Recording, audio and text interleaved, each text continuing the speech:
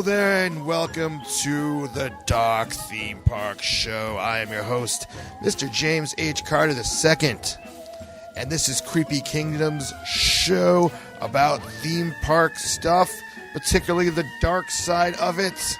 In this very episode, I give to you a trip report from Orlando, Florida. Just recently visited Universal Orlando Resort and Walt Disney World. And I give you all the gritty details and my reviews of some of the new offerings Orlando had to offer.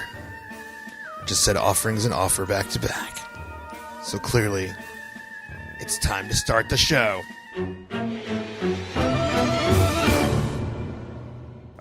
All right. Hey, everybody. Welcome to the show. I'm here with Roxy Tart. Hi. And Grant. Yo. The Dark Theme Park crew has returned. As there's only been 2 episodes, and we're on the first episode, so we're back for another round. I do want to preface this episode by saying there's some actual dark topics that I planned for future episodes, as the first 2 weren't really that dark as this one and the first one. Similar to our attraction, reviews and breakdowns that we've done in the past, and especially closed attractions. So there's lots of fun stuff ahead.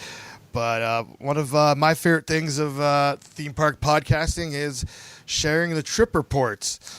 I love listening to other people's, and I love sharing them with you guys. So, Roxy is in Southern California. Yeah. And has not been to Orlando, Walt Disney World since 2012. Is that correct? Yes. Did I make that up? Yeah. Something like that. It's been a long time. I'm glad I have your trips memorized. And right? Yep, and I didn't get to go on the trip that we'll be talking about today because James is mean and he wouldn't take me. Yeah, I was like, nope. Your stuff for you to do here at home. You can't go. He made me stay home and work. Meanie. You have to work. And Grant is our Orlando, Florida correspondent. Yes, I am. I guess. I suppose. You are. I am. You literally are at the current time. You're the only person that's on the Creepy Kingdom team that even lives in Florida. Wow, I'm honored. A lot of responsibility. Yeah, I'd like to apologize to the rest of the United States for all the news that constantly comes out of Florida. I'm referring to Florida, man. Anytime you see a news story and it's bad, Florida is involved. I actually saw a meme this morning that said, when people ask why Disneyland is better than Disney World, and then the thing underneath it was because Disney World is in Florida, and it was like a ton of different headlines from Florida, like drunk woman steals live lobster from Red Lobster. Well, what's interesting about the state's reputation is that, for the most part, Orlando does a really good job of hiding that from tourists.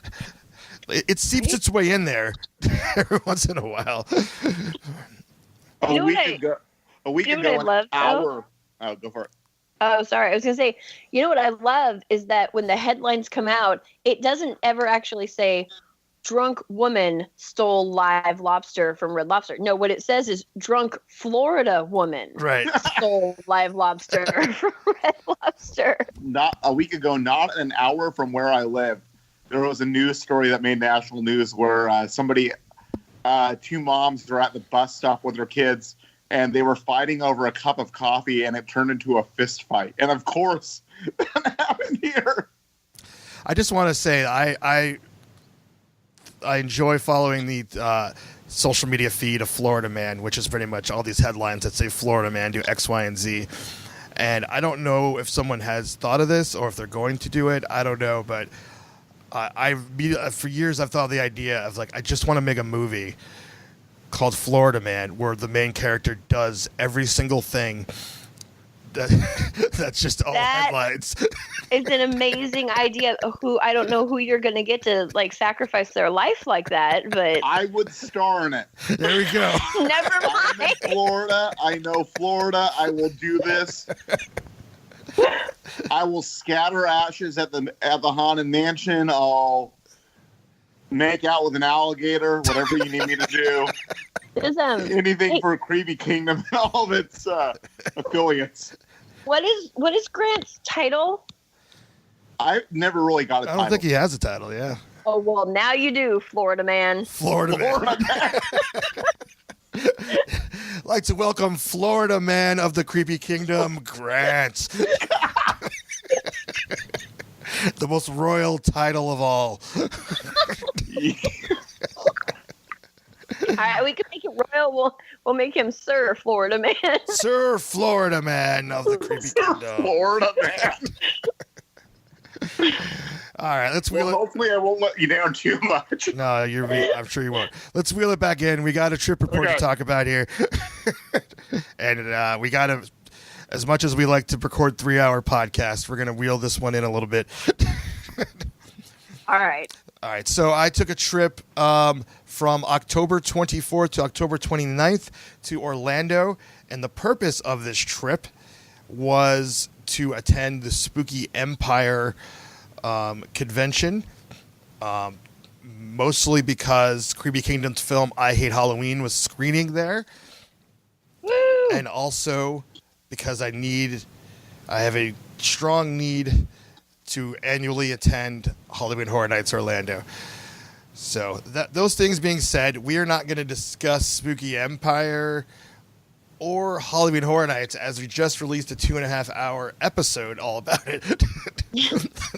I think it's funny. I could probably still go on, but there's enough out there. This is going to be about the theme park and travel aspects of my adventure, mostly theme park, but you know. And as you know, I there wasn't really a lot of time that I was able to spend in Orlando. Hadn't been there since last year, where I'd spent a good solid week during the creepy tour, of course. So I just tried to cram a lot in, and it was nuts. I think my body revolted many times. I was gonna say, how'd that work out for you, James? I mean, every time I go to Orlando, I go hard, but it didn't work out very well. But I do have a lot of memories.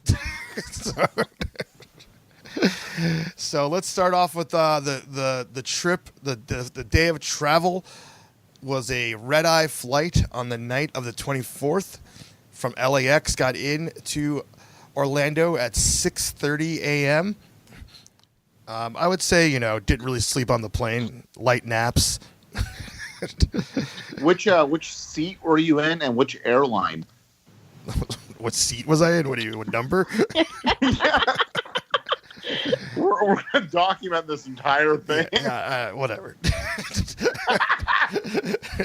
Like I said, we don't have 3 hours. So, but I just feel like I think the first few hours of my time at Orlando are very amusing to me. So we get in at 6:30, Which is horrible. Yes, but Throwing that out there. I was pumped. I was so excited to be in Orlando, my favorite place to go visit in the world that I've been to so far. And we were staying our entire trip at the Cabana Bay Resort at Universal Property, which is my favorite place to stay in Orlando. So I was just pumped to be there. My companion, Shannon, was with me, and later on that day, we were meeting her mother, who was flying in from the Boston area to spend most of this trip with us as well. His companion, he's the doctor now. Doctor, yeah. That one went over my head. Some kind of doctor. You're just joke. a little tardy to do the joke. Okay, all right.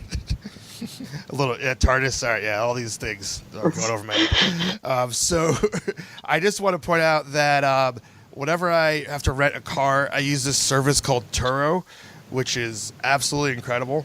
I'd love them to be a sponsor of the show. Essentially, it's the Airbnb of cars, where people rent out their cars. Oh, I've heard about that. And for an additional fee, they will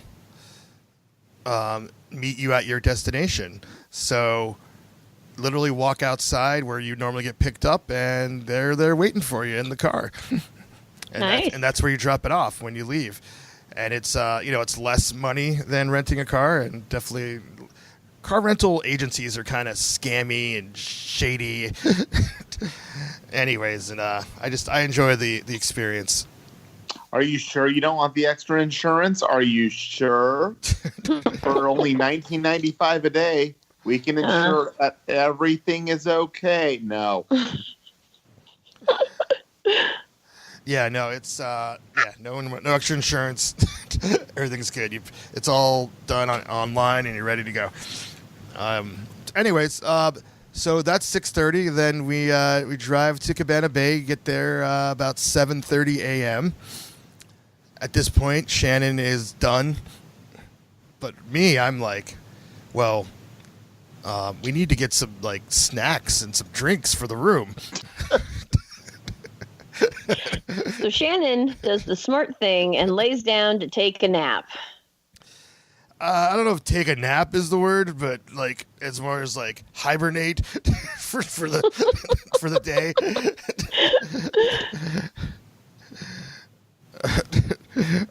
Is more of the situation, but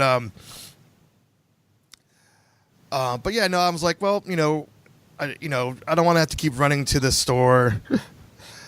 I mean, the store at the on site. Let's just get a bunch of snacks and drinks for the room. They have a mini fridge at all Cabana Bay rooms. Let's do it up. So I went to a Walmart that was close by, and that was about 8:30 a.m. And by the time I was done there, and I learned something that I want to share with all travelers to Orlando.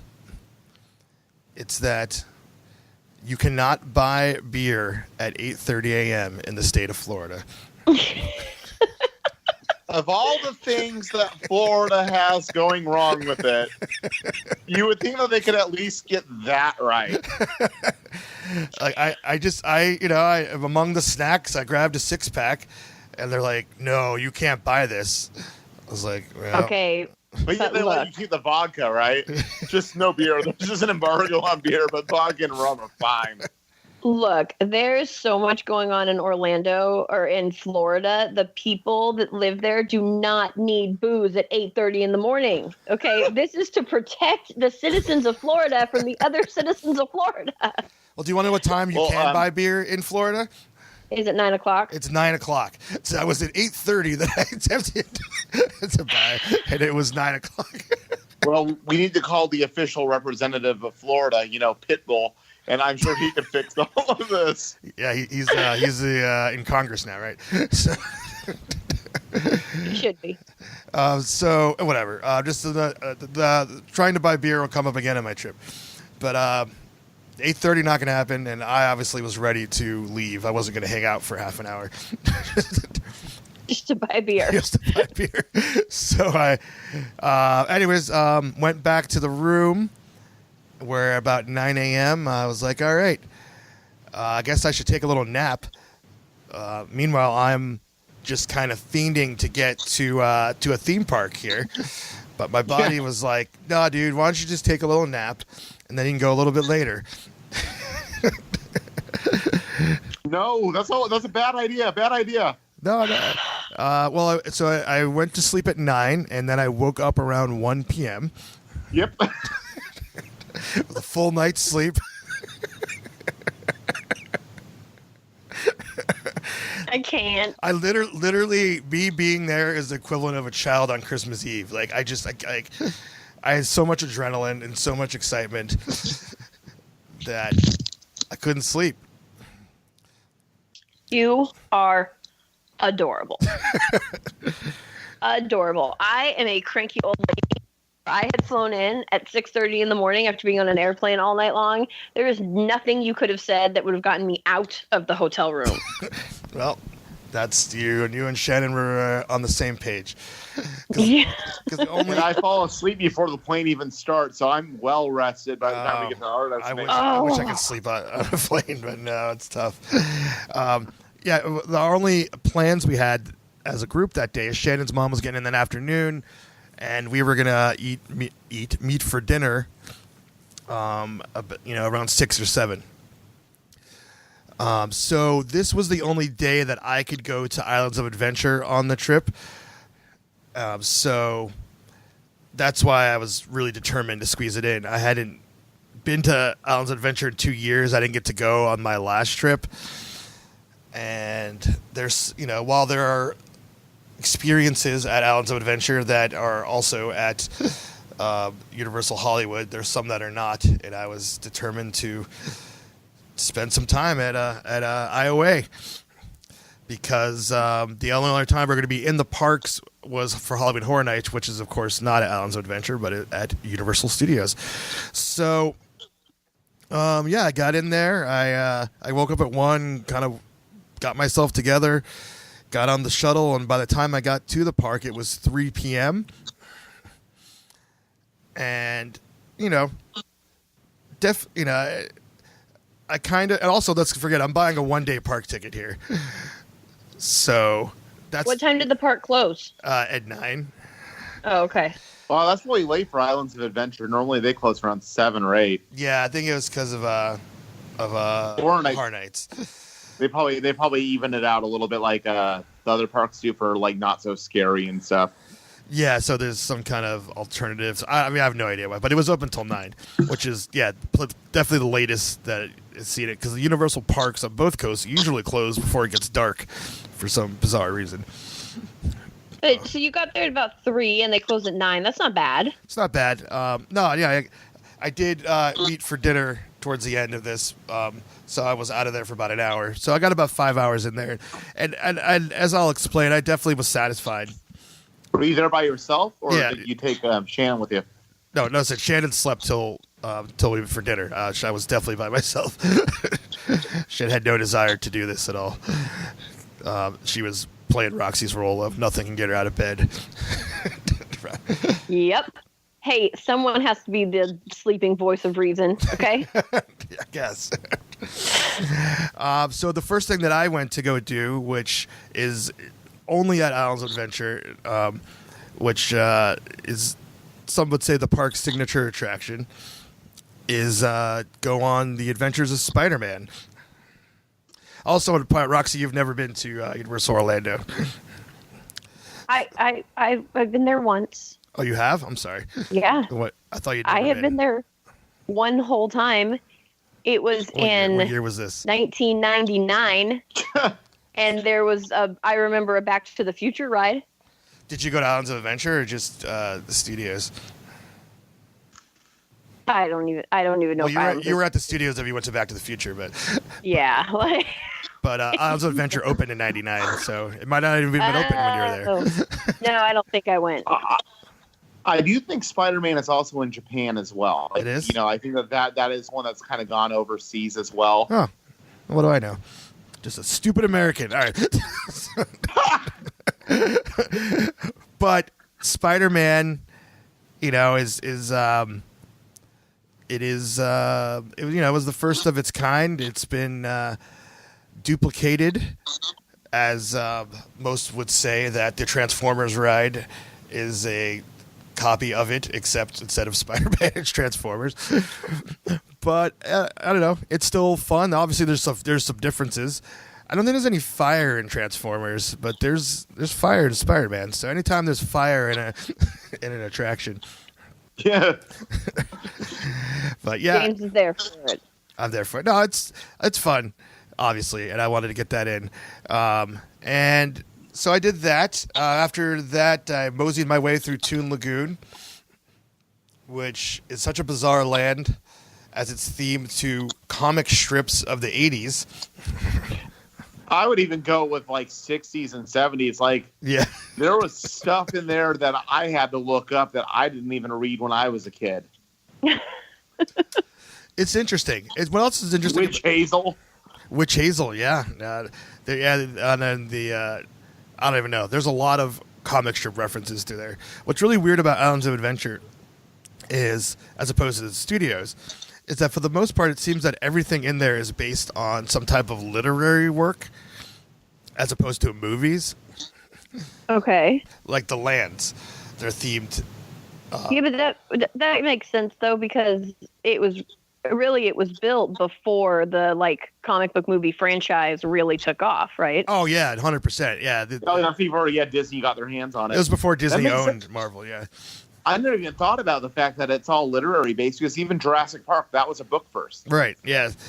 I mean, the only area that's not literary based is like the Lost Continent, but you argue that that's based on like Sinbad and other Arabian stories. It's not literally based on a book, but it kind of is, you know. It is. Yeah. Wow. Even then, I'm hearing the rumor of when Universal eventually gives up the rights to Marvel, that it's going to turn into Wizard of Oz theme. That's the rumor, according to certain other podcasts. Yeah, that's the rumor.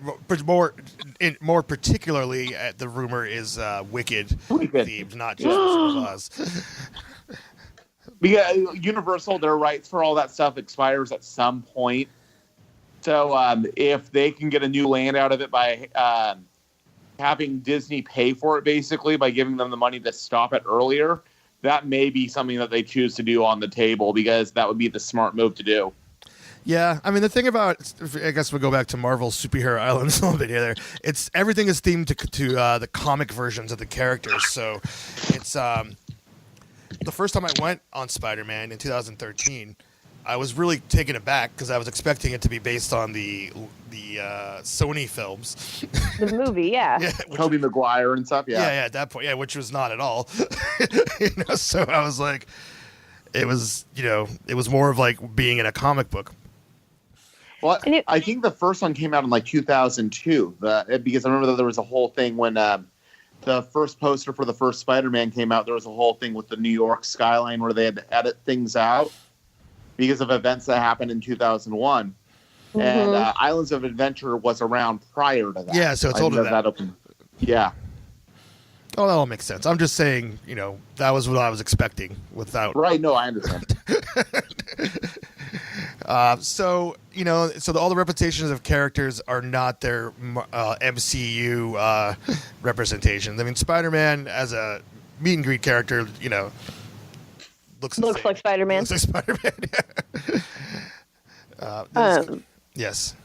Well, I was going to say that it's interesting because, or at least I would think, because like our generation, sure, we're good with that. Like we read comics and we know those characters, and like the generations before us, but the generations now, the younger kids, they're going to look around and be like, what the hell is this? Like, this does not look like what I know. Right. Why is Wolverine in yellow and blue? Yeah. Right?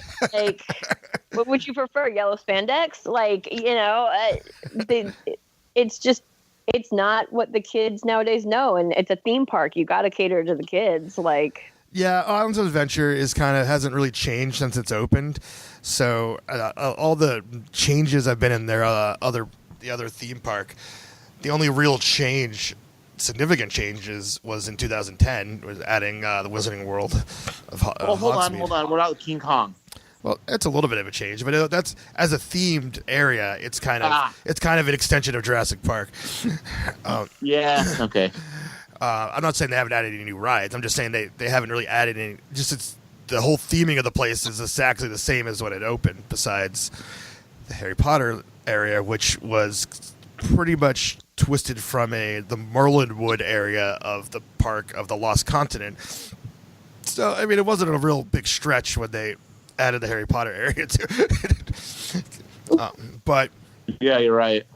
But we can go down this rabbit hole really deep. But moving on my trip. Okay. Speaking of King Kong, they have the Reign of Kong, Skull Island there. And this attraction opened 2 years ago. I did go on it 2 years ago and was thoroughly disappointed with it. I thought, why don't I go on it again? and with my expectations set in a different way and see how I feel about it. And the disappointment of it, for those who haven't experienced it, is in Universal Hollywood on the tram tour, there's King Kong 360, in which you drive into a soundstage and you're surrounded by screens, and King Kong fights dinosaurs, and you get shaked about and get spit on by dinosaurs, and and you have a great time. I mean, it's definitely a fun part of the tram tour. I'll say that. But they essentially took that experience and tacked on a scene before and after it, and tried to make that an entire ride, which was not what I was hoping for when they said they were building this attraction. So I was disappointed, and I think that's kind of a similar sentiment. I know some people enjoy it, but I feel like the stuff they put before and after that, before particularly, is kind of like, it's all right. The main difference here is that they have a huge animatronic head of King Kong at the end that's not on the tram tour. That is, that's obviously cool to see. It's a throwback to the original King Kong attraction. What was it called at Confrontation. Confrontation, yes. But on the Hollywood tour, it used to be a similar experience on the Hollywood tour in the 90s, where there's this 40-foot animatronic head of King Kong. That was such an incredible sight to see. It's one of my favorite things of the old tour from my youth. And I never experienced Confrontation, but from the videos, it looks like pretty much the same exact experience. But, I don't know. What do you think about Confrontation? I'm sorry, of Reign of Kong, Skull Island, Grant? Oh, okay, so here's the thing: is when all the images were getting leaked out, and all the original press release happened, it was supposed to be a significantly longer ride from what it looked like. So that was unfortunately kind of a disappointment. Yeah. I had gone on Confrontation. And obviously, growing up in Southern California, I went on the original tour with the giant animatronic Kong, which sadly burned down. Right. Oh. And that's why that left. But the Confrontation thing, that was where you were like in an aerial tram, and he shook the tram and he would grab it, and that was kind of neat. Now, I haven't done the California version yet of Kong. The new one. And Kong 360. Yeah, the Kong 360. I'll be doing that in a few weeks. But when we did it, because I didn't know what was coming, and we managed to get in on like a preview, like a soft open type thing For Reign of Kong? You were at a for Kong, yeah, Reign of Kong. Yeah. Yeah, like we heard rumor when we were there that it was going to potentially open that day for like test runs. So my wife and I just kind of stood there for a while. And eventually we got called in. Right on. Well, that's what you get. I love the soft open periods of rides for theme park nerds. Like you just see everybody waiting around. Yeah. All the theme park bloggers, particularly, everyone's just kind of waiting around, seeing them get to be the first to report on the new ride. So I like the animatronics. I've done the Kong ride maybe 5 or 6 times since then. Mm-hmm. If we go into Islands of Adventure, we always do, because it usually only has a 20-25 minute wait or so. I think the queue is phenomenal. I was going to bring that up. Yeah, I was going to say the queue is actually probably better than the ride.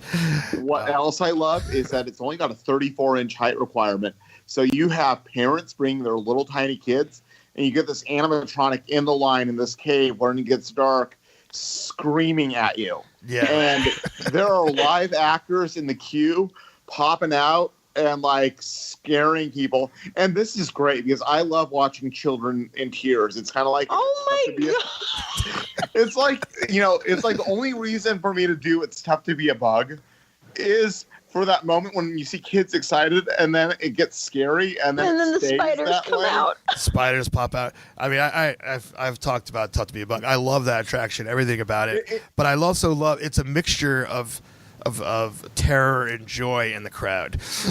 And that's the thing. It's like because Kong because it has such a low height requirement.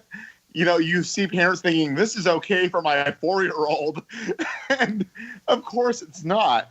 And no, it's not. But So, but I'm going to stand there outside the ride from now on and be like, excuse me, ma'am. Please don't bring your kid in here. My friend Grant just wants to watch them cry. Yes. And the queue is great, okay? And I think that the ride is neat. I don't think that the animatronic drivers that have like a little storyline add anything to the ride. No. The animatronic's good. I think the screen, much like another ride that we talked about at Universal, it's really based as to where you're seated for the enjoyment of Kong. Yeah, both times I have been seated on the not the side of the Kong animatronic that I've been on it, so that's unfortunate. But for me, like, I give it a solid 7 out of 10 though, because it definitely adds a creepy vibe to that park where there's not a whole lot there. I will say that, and I love the queue. I'm going to give it less numbers than 7. And I like that it's right next. Also, it's right next to like Dudley Do-Right and Popeye. So that's like such kid-friendly attractions right there that have a higher height requirement than Kong. So people are like, oh yeah, sure, let's take kids onto this. Listen, any parent that walks into a building that's the entrance is made of human skulls is entering on their own risk, because that is literally the entrance of the attraction. Like, there's no, it's not sneaking up on them that it's a creepy, dark experience. Especially in the contrast to Dudley Do-Right, which is... All right, let's move on from this. This is an old ride. Yep. What else did I do there? I didn't... what did I give? And then I went to Seuss Landing, an area that's mostly comprised of children's rides with low height requirements. But the reason I like to go there is the dark ride, the only Fantasyland style dark ride in all of Universal, at both parks, or all 3 in the United States at least, is the Cat in the Hat. I'd argue that E.T. is similar. Oh, you're right. I'll give you E.T. E.T. is Peter Pan. Yeah. I forgot about that. The only dark ride in Islands of Adventure. So, listen to me speaking like with all authority, and then like the only one. Anyways, what I love about the Cat in the Hat as of right now is that it is not been updated at all in any possible way since it opened, and it seemed like never been refurbished at any point. So it's like, hitting on 20 years old. So it looks a little run down, which gives me this old, like, dingy carnival feel. Yeah. which I actually really enjoy. It's actually super long for a dark ride too, because most dark rides are like 30 seconds or a minute. And I would say that that's like a 3-minute experience or something. Yeah. I mean, I wish that they would upgrade it and replace the cat with the Mike Myers version of Cat in the Hat. No, I mean, not only do I not wish that personally, but I think the animatronic versions of the Cat in the Hat are the creepiest looking things that I've seen. Like, there's just something really creepy about it. And the one thing I did notice that from the last time I rode it was that at the end of the ride, it used to like spin you around real fast. And that was taken out of the ride for some reason. Last time I went on it, which would probably be about, 2 or 3 months ago, it did spin you, but we've noticed that effect is very hit or miss. It's kind of like the bridge effect at Animal Kingdom on the safari, on how sometimes the bridge collapses with the on the safari. Mm-hmm. Mm-hmm. And sometimes it doesn't. I think that's one of those things where it depends if they can get it working or not. Oh, so it doesn't work every time. Interesting. Yeah. But either way, that's when I go to Iowa, I think it's kind of become my like I must do thing. The Cat in the Hat is your must do thing at Islands of Adventure. I'm a sucker for I was going to say creepy, dark rides. I don't know what adjectives to use, but I don't know. It is. I mean, Spider-Man obviously is on that list as well, but the Cat in the Hat, I enjoy. Then they have the high in the sky Zeus trolley ride, which is a train that is up in the sky there. Well, okay. Fun fact, that was built, and it took like 7 or 8 years before they can get that thing operating because they didn't Really? build it correctly. Well, I mean, you go over the lagoon a little bit, and you go above Seuss Landing, and it's a nice way to relax. It's Seuss Landing's TTA.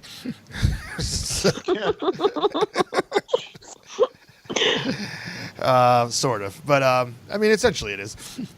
But anyways, that was kind of the gist of that until I met for dinner at Toothsome. Met Shannon and her mother at Toothsome's. What is the full name of this place? Everyone just calls it Toothsome. Chocolate Emporium, I think. Toothsome Chocolate Emporium. Toothsome's. I thought it was longer than that, but okay. Toothsome's Chocolate Emporium. I think so. So this was a redemption meal for me.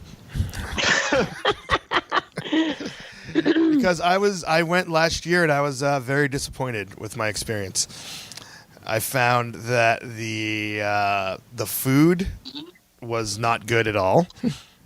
I did not enjoy it whatsoever, and the hype of going to this place where there's supposed to be walk around characters that interact with you, and it's just, in case people are listening haven't heard or don't know what it is, it's kind of like, sort of Willy Wonka inspired, but a little more steampunk in its decoration. And they have these two walk around characters. One is a robot, and one is a steampunk lady. And she has a full name that I cannot recall because it's like 6 different names. And so in my last time, those characters never even came to the area where I was seated. I was overall pretty let down by my experience there. Have you eaten there, Grant? Yeah, I went there and I kind of had the same experience that you did, where I felt like the food aspect of it wasn't that great. But yet I thought that the dessert was really good. We didn't get dessert because we were full. What? Yeah, You went to the chocolate place and you didn't get dessert. You went to a place called the Chocolate Emporium. Well, let's be clear. We got cupcakes to go, and I ate it later. That's like saying, let's go to like Pizza Hut and get a salad. I have. Which is, the worst salad. The second worst salad I ever had. The worst salad I ever had was at Dairy Queen. Okay, this is just a James thing. Right. He goes to restaurants and orders things that you should not be ordering. But back to this. Well, let's go to a Chinese place and order a hamburger. Right. Or I love that fake pizza that Chinese buffets make. Oh, so do I. It's so good. So good. Anyways, back to this visit. The desserts there are so extravagant that I think they warrant their own trip. Like, you can't eat a full meal and then get into these desserts there. Okay. In my opinion. And That's plus, fair. they have these shakes, which I have yet to have because I want to go there just to have the shakes. They're $15 shakes with extravagant candy and cakes on top of it. So I love you bring all the those. boys to the yard. yes, it brings all the boys to the yard and all the. You could have some, but they'd have to charge. Can't keep up with you. He's like this 24 hours, guys. Florida man. So we went, and when we were seated back in that same area that no one came around. So right away, I was like, "Oh boy, here we go again." But our server came. Oh, the other problem I had last time was the server never came around like once or twice. Like, the service was pretty poor at that time. So this time around, we come in, our server, she's super nice, and I don't know if Shannon said it or alluded to it or whatever, but she started saying something about how they asked who's been here before, and then Shannon said, well, James has been here before, but it's something like he didn't have that great a time last time. And then I elaborated, saying exactly, it's like, well, this is a redemption meal for me So I hope that I have a better experience than the first time. And then she, and I wasn't being a jerk, but I was just, trying to be playful about it. But she seemed pretty concerned and wanted to know what my issues were. So I said everything I just said to you guys. And she's like, all right, well, hopefully things will go better this time for you. And I would say that server, which I'm really bummed that I did not write down her name, she, I feel, went out of her way to make sure that my experience was not the same. That's awesome. As the last time. I mean, I don't know if anybody knows really, but I wait tables for a living.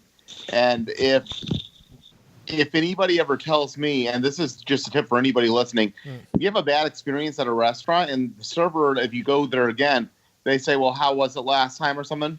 Let them know, because they usually are there to fix things and make sure you have a good experience in return. So, I kind of feel like by you telling her that, you kind of got the redemption that you needed. Oh, 100%. And I wasn't being complainy about it. No, nobody likes that. Yeah, no. I wasn't doing the I speak to the manager. I want this taken off the bill and this taken off the bill. I mean, I didn't complain that night either. And these people and this server that helped, that I remembered, she didn't know that I'm on a podcast and that was going to be talking about all this. So she just thought I was just another regular, guest. And I felt she went out of her way. My back was to people walking to our table. I don't know how to phrase that. So I didn't see I didn't see what was happening behind us. And Shannon had noticed that our server was talking to someone that seemed to be a manager, because she was dressed differently, and pointed at our table. And shortly thereafter, the lady, the steampunk lady, came by our table. Nice. And that was awesome. So she specifically made sure that she came by and talked to us. And when she did, I would say that she spent about 5 minutes or so just like BSing with us and staying in character. And it was actually I haven't been through too many character dining experiences, and the ones that I have, the characters are not face characters. So it's kind of like, hey, let me interrupt you and take a picture. All right, see you later. No, that's not true. What was that DCA that just closed? Ariel's. Ariel's. Yeah, I've had that experience. And if I had to choose between the face characters and the non-face character dining experience, I prefer the face character experience, mostly because I just really enjoy BSing with the characters more than taking a picture with them. So same. And really keeping the actors on their toes, the knowledge of the character that they're playing, and talking. Yeah, because we do a lot of character dining. I think we've done every single one in Florida, with the exception of the one for little kids at Hollywood and Vine that's in the morning that has like Doc McStuffins. Mm-hmm. And the general go-to with me is anytime I see Donald Duck is I ask him how he feels about Morimoto's restaurant at Disney Springs, because if you don't know Morimoto's restaurant, there are Peking ducks hanging in the window. Wow. And I ask him, if he's seen Huey, Dewey, and Louie lately, because they may be gone. And I can imagine the nonverbal responses you get to that. He runs away. I actually really like it when you can make characters run away. Yes. That's when I made Snow White run away from our table once, and that was awesome. Nice. Well, how did you do that? What could you possibly say? I offered her an apple. Wow, look at you. Yeah. She came up and we were talking. We were at Goofy's Kitchen, and I had specifically grabbed an apple and left it on the table, and we were talking, and she was like, so are you enjoying your trip? And I was like, actually, it's a funny story. I ran into your stepmother last night because I had a picture with the evil queen. And I was like, and we were discussing, I pulled out the picture on my phone, and I was like, we were discussing fur because I was wearing a fur coat. And she was like, "Oh my goodness!" And did Cruella come up and blah blah blah? And I was like, "She didn't, but your stepmom told me to go see Cruella if I wanted a new jacket, and also she wanted me to give you this." Wow. Oh. And it was one of the most awesome interactions. Snow White just like backs up and is like, "I have to go now." Wow, that's cool. Yeah, the On- Go ahead. Oh, go ahead. Sorry. I was gonna say when I went to Goofy's Kitchen last year, there were no face characters at all. So Oh, really? yeah. On Rude. Christmas morning, one morning, it was the Winnie the Pooh breakfast that they have over at the Crystal Palace over here at Magic Kingdom. Mm-hmm. I made a whole plate with ham and sausage and bacon and offered it to Piglet when he came by. Wow, I feel like we're starting up the ways to harass characters Right? at dining experiences episode. That is a show all on its own. How do you harass a face character? So let's move on from that aspect of my meal and just say that I thoroughly enjoyed it. I recorded some video. I posted it on Creepy Kingdom social media of her talking. She was asking us if we were going to Horror Nights. I guess she could. I love when characters could pick up on the fact that you're spooky people. So then she said that we have to try her murder cupcakes. She described them because they had blood, broken glass, and blood on top of them. So Nice. So those are the ones that we got to take back to the room later. How could you turn down murder cupcakes? Right? So Kind of a horrible person turns down murder cupcakes. They're out there. But overall, I had a way better experience. Definitely thanks to that server. I'm really upset that I did not write down her name. I wanted to purposely say this person made an effort to make my experience better, and it was greatly appreciated. And the food I found was a better experience than last time. So. Will this be a regular place for you to go to in your traditional Orlando trip? Has this earned its way into if you don't come here, you'll feel like you missed out? Sort of. I want to return. There are very strong rumors going on right now that it is coming to Universal Hollywood. Ooh. So if that is the case, then no. it might not be an Orlando staple. There was a place called the Saddle House Steakhouse that was right near the exit of Universal Hollywood that has been demolished from the ground down. And so the rumor is that they're building a whole new facility right there. That's going to be Toothsome. Nice. So what you're saying is that since I have to stay home and I'm not allowed to go to Florida, I'll finally get to go. Yeah, maybe. I'll think about it. You are the meanest business partner. Yeah. I don't know. We'll see how things go this next quarter. See how the sales go. Anyways, so moving on, I did get back into IOA and before it closed, and one of the things I wanted to make sure that I did was go through Poseidon's Fury, which I have a feeling that this attraction's days are numbered, as the rumors are going that Harold and his pals are going to consume the rest of Lost Continent with some new experiences that are coming. I've heard Chamber of Secrets, so it will still be a walkthrough, and that they could still use some of the effects. Yeah, that's the perfect name of that. And for people that don't know what Poseidon's Fury is, and Roxy probably don't know what it is, Me. it is a walkthrough experience where you kind of go through these dark caves and chambers. It's not like a haunt. There's no like scare actors in there, but there are incredible special effects that happen all around you. Like one part in particular is that a tunnel of water opens up, and you actually walk through it as water is like it's definitely, you get misty in there, but water's literally like circling around you. I still haven't quite figured out how they pull that one off. And, That sounds cool. and There's also creepy 1998 CGI throughout the whole thing. Yes, that's in there. But the main spectacle of it is you end up in this, and I'm just going to spoil it. Sorry. But it's all right. I'll live. It's worth it. I want people to check this out. So as the last room you go into, it's really this small, tight room. It seems pretty claustrophobic. And then the lights go pitch black. And for probably about 5 seconds tops, it's pitch black. And then when light illuminates again, you're in this grand, huge room where the battle of Poseidon is about to go down with all this fire and fury.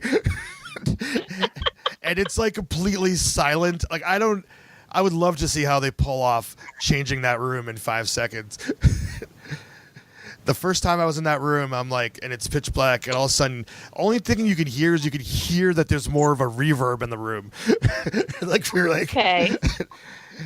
It is just pull out your phone and use a flashlight and see how it's done. Yeah, well, that was one thing I would say. They were really. I hadn't done it in many years, probably since 2013, in all honesty, and they definitely made a point to say, no cell phone usage at all, because it could really ruin the whole experience. Anyone's cell phone light. Mm-hmm. Or anything like that. So, unfortunately, you can't take any pictures or video in there. And they're very adamant about it. When anyone picks up their phone, there's like a team member right there to tell them to put it away. Like they're like super strict about it. And that's pretty much Universal rides as a whole. Like they do not. Their rules are you're not allowed to shoot video or take photos on the rides. And I have some funny stories in the past of times I tried to do that and got yelled at while on the ride. So didn't.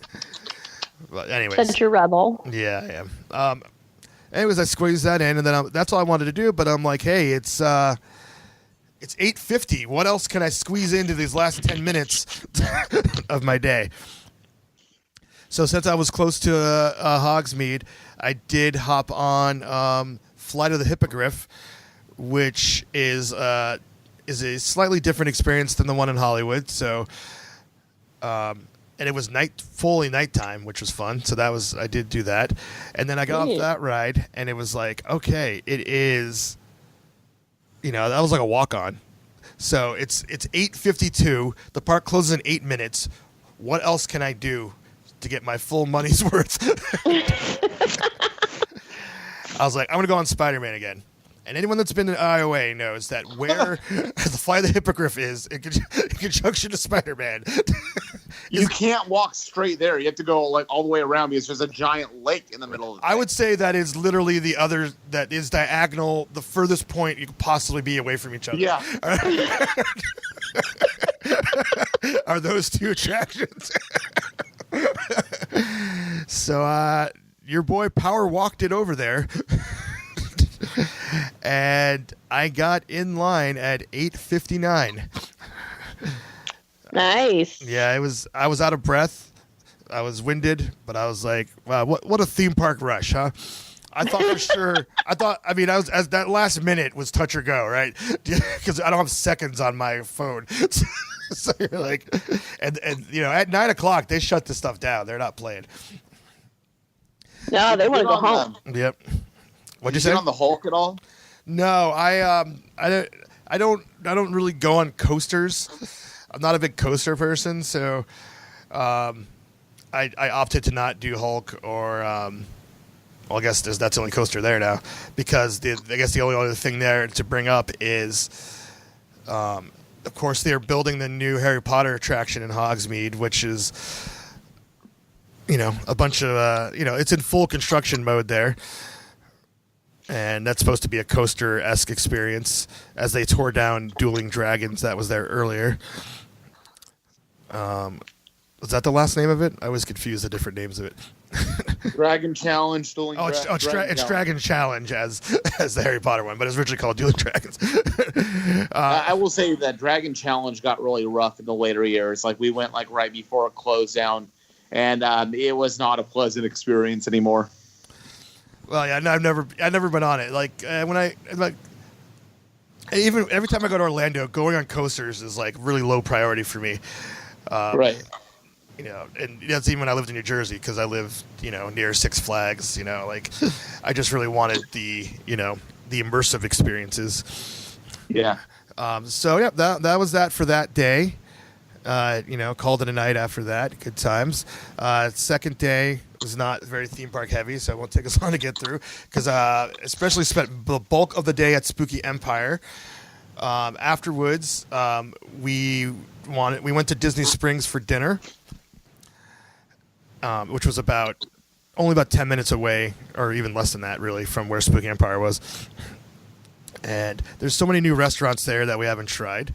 The one I went to go try was one called the Edison. That, you know, Grant's been there. He's written a review about. There actually is a adjacent or a sister restaurant here in LA that was open first that I haven't experienced yet either. But and what kind of theme Is it called Tesla's? No, it's called the Edison. Okay. Was that a joke? That was funny. Haha. I try. It's early, okay? It's early over here on this side of the world. Leave the jokes to Grant, okay? Fine. What kind of theming would you say the Edison is? Kind of almost steampunky in a way, but like more historical steampunk. If I had to give it a guess, it's clearly trying to compete with Toothsome as far as the look, but a more serious, right, less cartoony version. Right, but I would say the Edison have been open in LA longer than Toothsome. Yeah, but but it is probably say direct competition for Toothsome in Orlando, with the milkshakes and all that stuff too. Yeah. And they had like stilt walkers outside. Neat. And yeah, we're like, yeah, we're gonna go to the Edison. I'm like, all right, guys. I roll up there. I'm like, all right. Walk up. All right, 3, please. And they're like, denied. Reservations only. Stupid. Well, planning a Disney World vacation is make all your reservations 60 days in advance.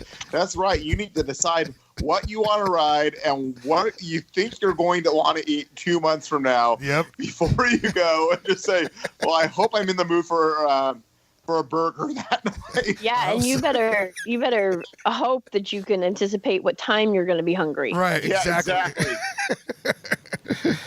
So yeah, Edison reservations only, amateur move here, you know, and here I am supposed to be the theme park expert in my party, and it didn't, you know, I mean, they didn't really care. I wanted to go there. They didn't even know what it was, but so I'm like, all right, we need to eat. We're all hungry, and I just thought to myself, what other places has Grant reviewed for Creepy Kingdom? And this was an unintentional review. I thought it was going to be, I'd find something creepy. There was not. Right. In the place, which was conveniently located right next to the Edison, is a new Italian restaurant called Maria and Enzo's. I was like, all right, we'll do that. Everyone likes Italian. It'll, you know, and Grant said it was good. Well, you know, we'll do that.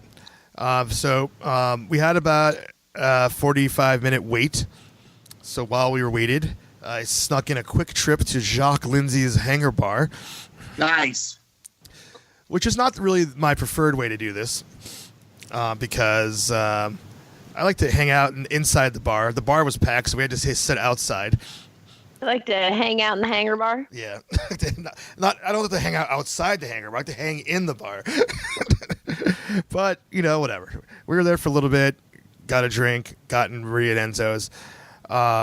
Which was themed to going on an airplane. I was kind of really confused on what was going on when we... It's a 1950s airport themed, or 60s airport themed restaurant.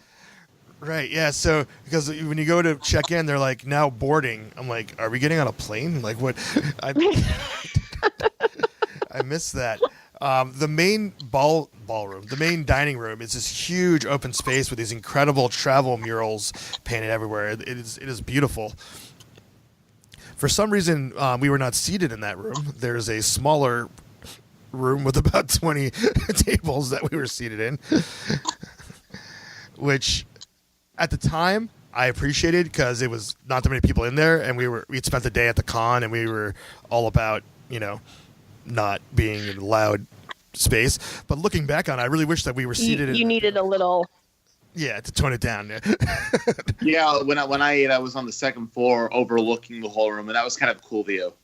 Yeah, looking back, I wish that's where we were seated because when we left, I was like, man, why are we sitting in this little room and off to the side? I was like, it's weird. It seems like maybe that wasn't even there when it opened. I don't know. Like maybe that was part of backstage when it opened, but they just wanted to get more seating in there. It didn't really seem like part of the restaurant at all, to be honest. Yeah. You had to walk down a few flights of stairs to get to this area. It actually seemed like a private dining, like for private parties or something. But we were not interesting. Alone. Yeah, but it was not set up that way. It was set up for multiple diners. I'd say about 20 tables were in there, and there was probably about 5 other tables occupied while we're in there. That being said, the food is delicious. As far as the price point goes for the Disney overpaying increase, it wasn't too bad. Yep. I thought it was pretty reasonable for what you got. I consider it. It's my 5th favorite table service restaurant in Disney Springs. Well, 5th favorite. We got Morimoto. We got Art Smith Homecoming, Planet Hollywood, and Edison in the rounding out the top 4. Wow. Nice. Well, I mean, but it's the food is great. Like I will never argue eating there. It's so good. Yeah, no, it was delicious. I had some special, I believe, because I can't find it on the menu as we do before the show, which was Alfredo or tortellini and Alfredo sauce. Shannon got the chicken parm, which was one of the hugest slabs of chicken that I'd ever seen delivered in a chicken parm. That as soon as she got it, I was like, oh yeah, I'm going to be eating chicken parm soon. Because I knew there was no way that she was going to eat it. And she did it. It seemed like literally she ate like less than half and she was full. And I was like, all right, bring that on over here. I do that with my wife when she's like, which of these 2 items do I want to eat? And it's like, I know I'm going to have to help her with some of it. Because I do the traditional guy thing where you wind up eating the leftovers. And, oh, yeah, honey, you want this one. Yeah, I usually have zero influence over what Shannon orders. Our tastes are usually very different. I like crazy mixtures of food. She likes bland food, so I don't even try. But, I mean, who doesn't love a good chicken parm, huh? Right. I could go for one now. Oh, yeah. But overall, I thought it was a pleasant table serving experience. I would return there, but obviously I want to experience the Edison. So I'm going to make sure to get reservations next time that I go. All right.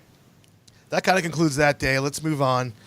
The next day was a day at Spooky Empire, and then the morning at Spooky Empire until 3, and then from 5:30 p.m. to 2 a.m. was Halloween Horror Nights.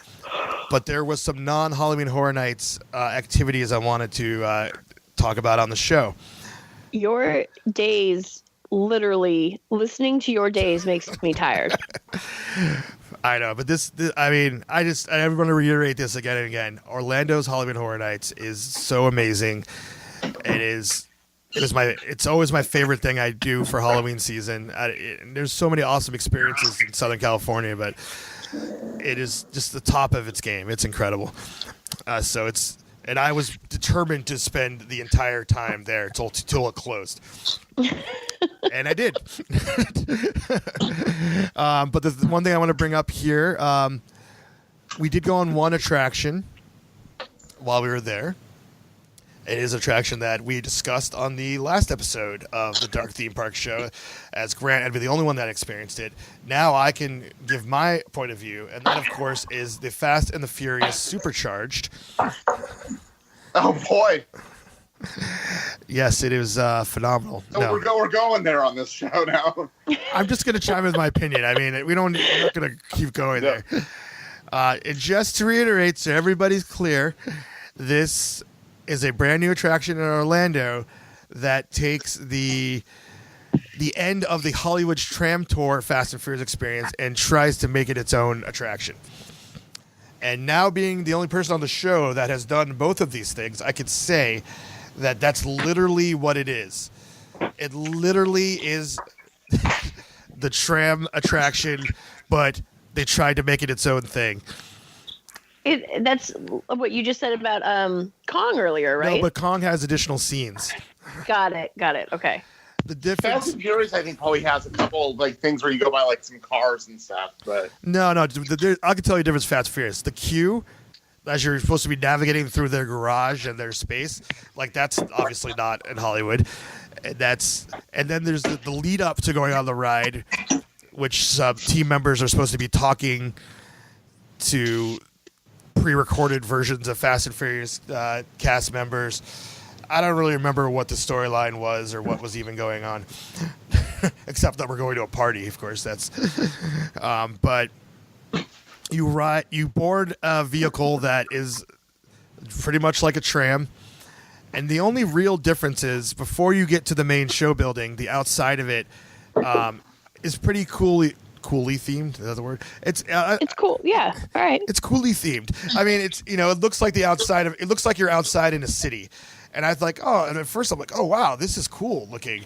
That's not really at the Hollywood version. And then you go into the show building, and then once you get in the show building, it's literally the same exact experience. And I can understand why I've heard other people talk about that's only been on the Orlando saying, what is going on? And it's like, it doesn't work as not part of the tram tour. Like it just literally does not work. And like I like it on the tram tour because of what I said on the last episode. It's like I feel like you're being thrown in the middle of Grand Theft Auto Vice City and just being tossed around. But some people hate that too because it looks like a video game. It doesn't look like real life. Everything's CG, and I don't know. But I did enjoy the multiple uses of the word family in the queue. You could do a family drinking game. Okay. And the little Beetlejuice reference there. I don't know if you saw that. No, what was that? On somebody's desk, they have a Beetlejuice pop vinyl. I did. Or like a bobblehead. So yeah, this attraction replaced the Beetlejuice theater, and the other thing, which I'm drawing up, Disaster. Yeah, which it still has that kind of element of Disaster where you're going from room to room. Yeah, you could tell it's the same. Probably literally the same exact spaces as that attraction. Again, as we said last time, when you want to go on a Fast and Furious attraction, you want it to be fast, possibly furious. That's fair. It's not fast. And what we literally said was you expect a test track, Radiator Springs experience. Yeah, that makes sense. It's Fast and Furious. And you're not getting that at all. So, it is what it is. You do get to see a wax figure of Vin Diesel on the way out. That's kind of something. I don't even remember that. It's in the gift store. Okay. I didn't hang out there. I had tunnel vision to get the hell out of there. It is what it is. Whatever. The only other real theme park thing that I did that wasn't Horror Nights related, which was literally one of my favorite things that did on this whole trip, was really about midnight. Shannon had tapped out. We had done every maze because we had Express Pass, and she was done. The event went till 2, so I was like, well, I'm going to stay here till 2. A great advantage to staying on site is that we didn't have to leave at the same time. Mm-hmm. And I'm just going to hang out here, do a few things at my leisure, and maybe hop in and through mazes at the end of the night when the line's down. And I got to spend a solid hour by myself in Diagon Alley with my newly acquired interactive wand. Nice. And normally during the day at either Hogsmeade on either coast or Diagon Alley, there, all the interactive spots are there's just lines of kids like doing them. So if you're in line to do it, like it's not really fun to figure out because you've just seen the same effect happen like 5 or 6 times ahead of you. But there's no kids mostly at Hollywood Horror Nights, and there was definitely no kids in Diagon Alley at midnight on this night. And there were about maybe 4 or 5 other people doing what I was doing. Like they went to Horror Nights with their interactive wand to do this stuff late at night. So it was, they had the same idea as me, which, we didn't really interfere with each other's activities, but that was just like so much fun. That was because that was like the only part of this whole trip where I felt like I really got to slow down and take it all in and try to do these tricks, which they're really about hand movements more than saying the name of the spells. Well, yeah, that makes sense. And some of them I couldn't. There's a few I couldn't get, but there's a few that took me a few times, and every once in a while, as I was doing them, people would stop and stare at me because they were wondering what the hell I was doing or what was going to happen. And only once I let my crowd down. I'm like, sorry guys, I can't get this.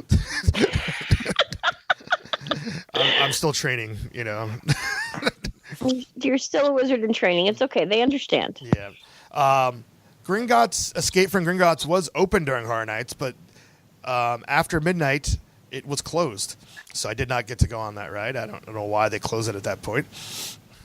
But so no visiting Bellatrix Lestrange in her vault for me. Aww. So that was a little let down, but just play casting spells around Diagon Alley at midnight by myself. What more do you want? Especially since the park usually closes at like 6 o'clock. I mean, that was fun. And of course, I had to stop by Florian Fortescue's ice cream shop to get soft serve butterbeer ice cream, which I promptly took to Nocturne Alley and sat there by myself eating it. And thought, like, this is what life's all about, huh? I was going to say, that sounds wonderful. It was wonderful. And in fact, I think you need to include a part of your Horror Nights time to doing that, which I plan to in the future, because you can't do that any other time because it's, not open at night, and during the day it's really busy and slam packed. And so it was lovely. Other than that, I stayed there till park close, 2 a.m. And our plan the next day was to go to Walt Disney World. It was going to be our one Walt Disney World day.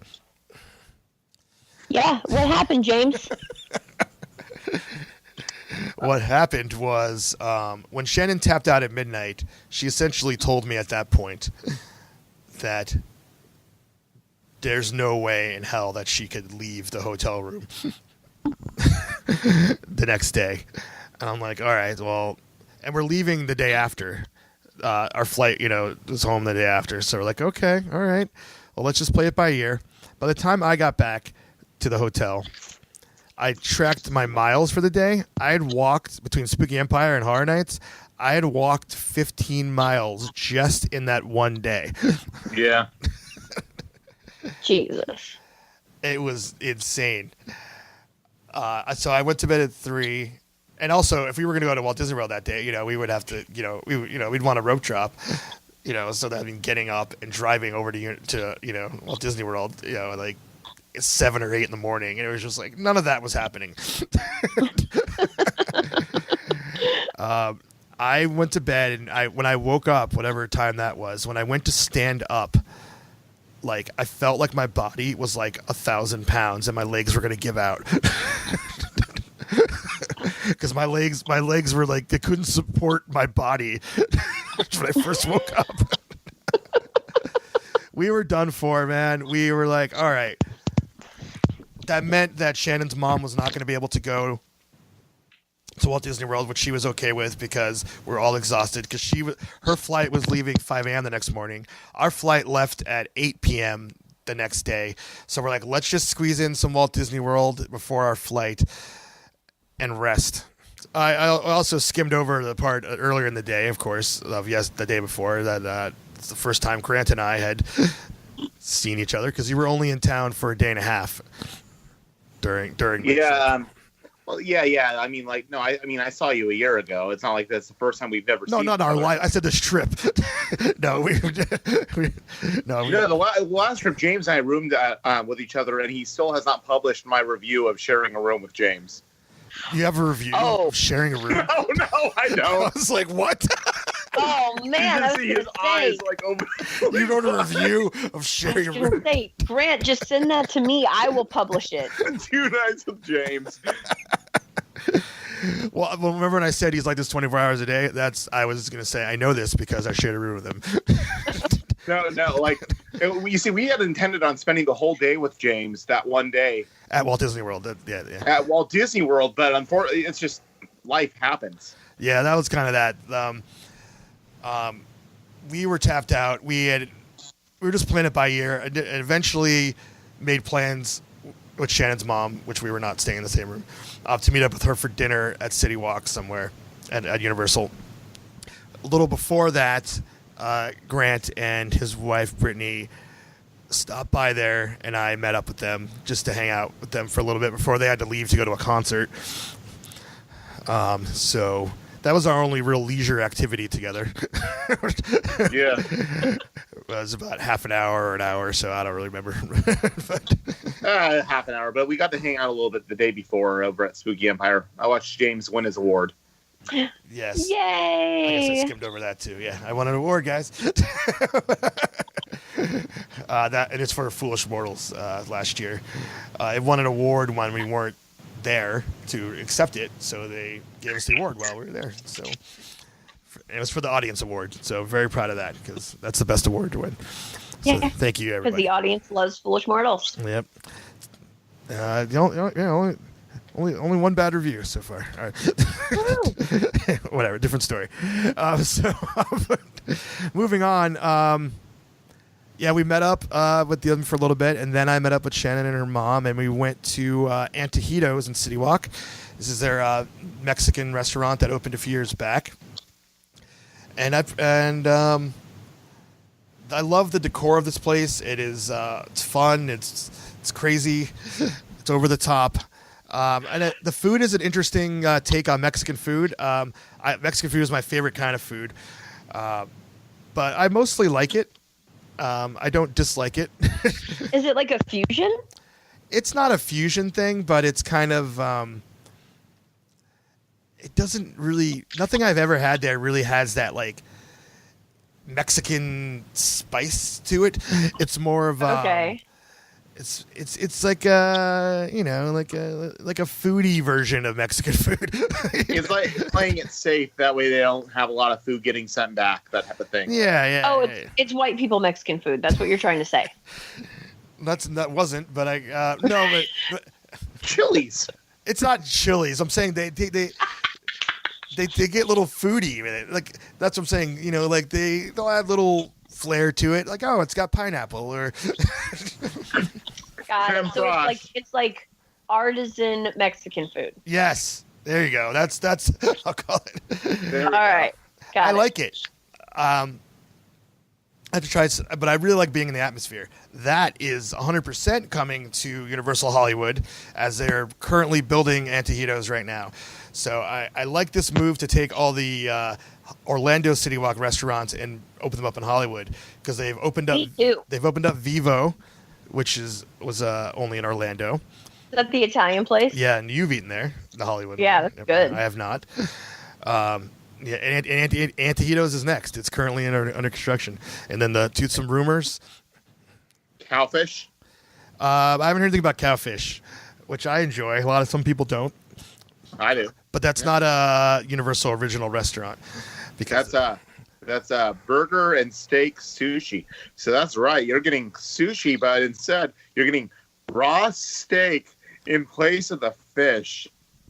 That's one of the many things you can get at Cowfish. No, I'm joking. That's No, not I a was thing. joking. No, we're not. I didn't go to Cowfish this time, so we're not going to talk about it. And we're still.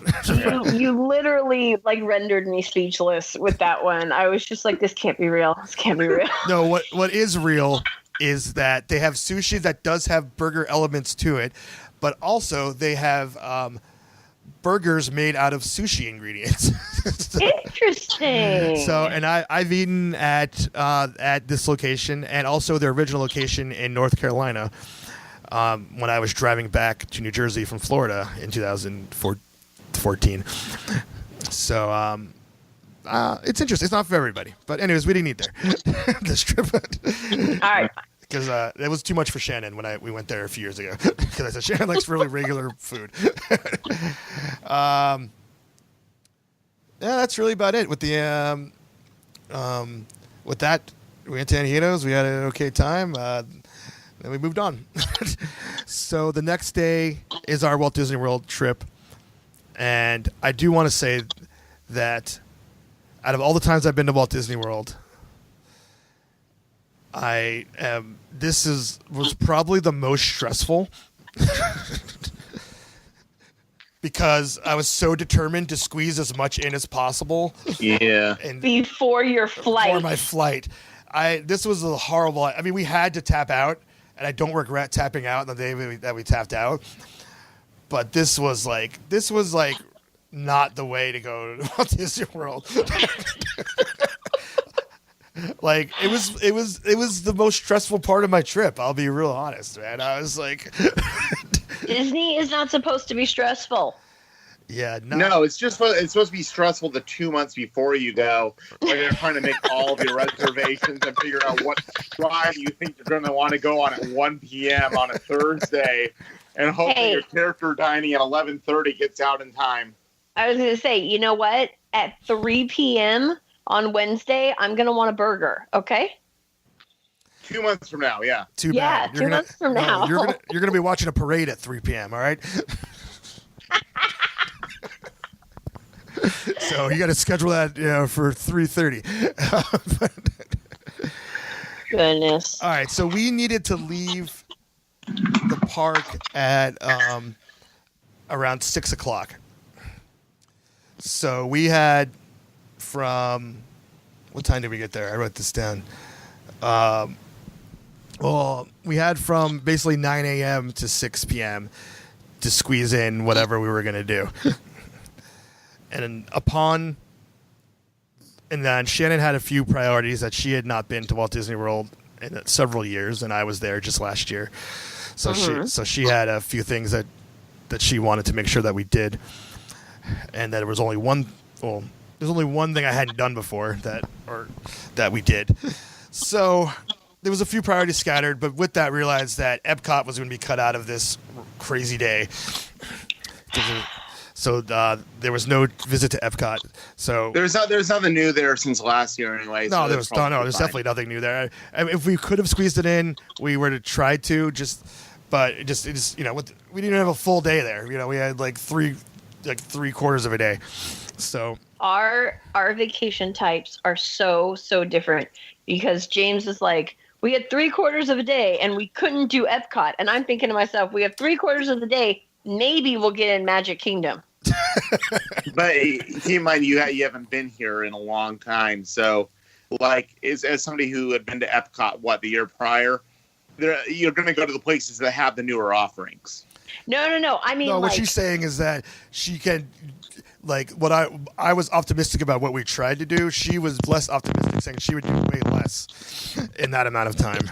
it's like we're going to go to 3 different parks and we're only going to miss this one. And I'm over here thinking, we got a 3/4 of the day. I'm making it to one park. I'm going to rides. Yeah, and there will be a nap in between. There we go.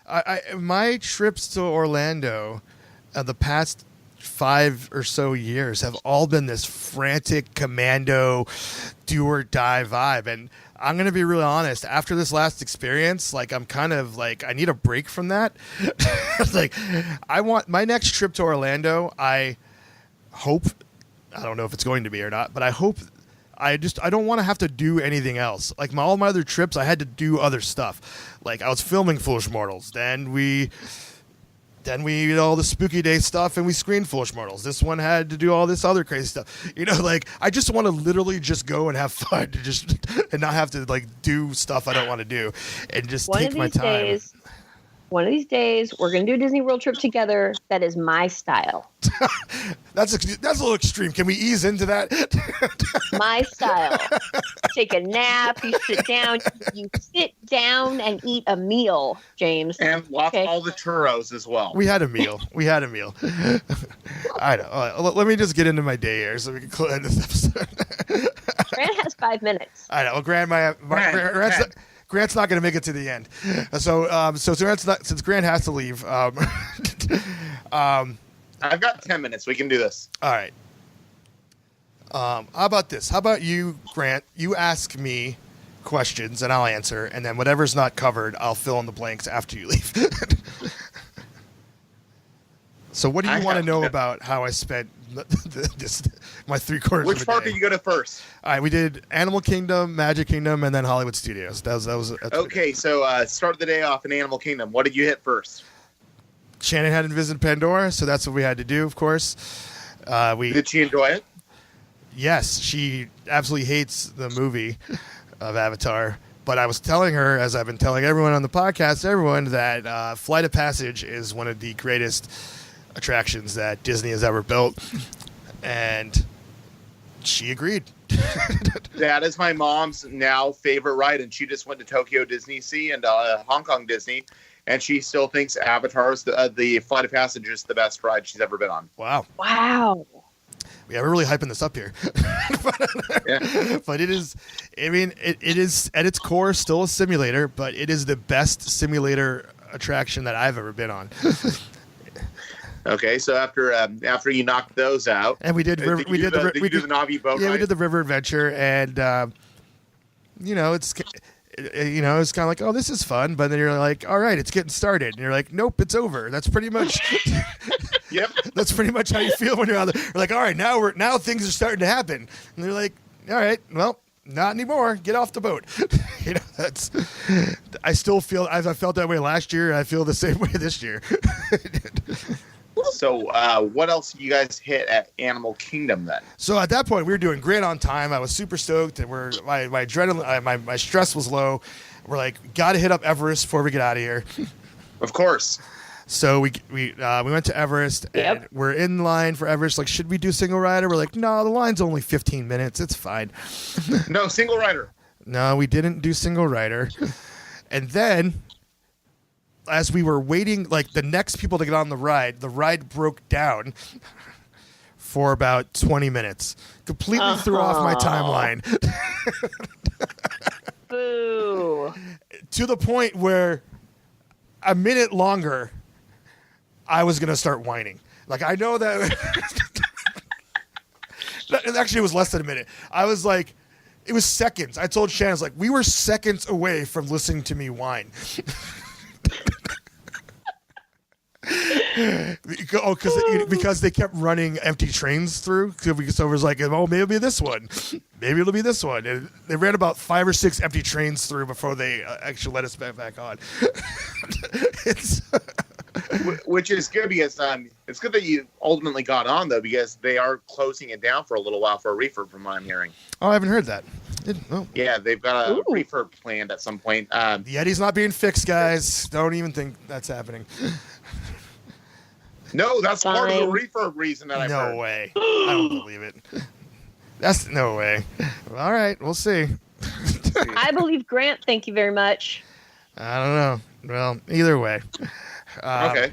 Yeah, we did. Did you do the safari or anything like that? No, I mean, that's all we did. And we were out. That's all you did. Yep. So you booked it from there, and then you went to which park? Magic Kingdom. Okay, and that's always a chore to get into. Yes. Because the boat or the... I'm going to guess you hit Haunted Mansion. I was going to say, just, again, when you're in a rush and you live 6 miles from Disneyland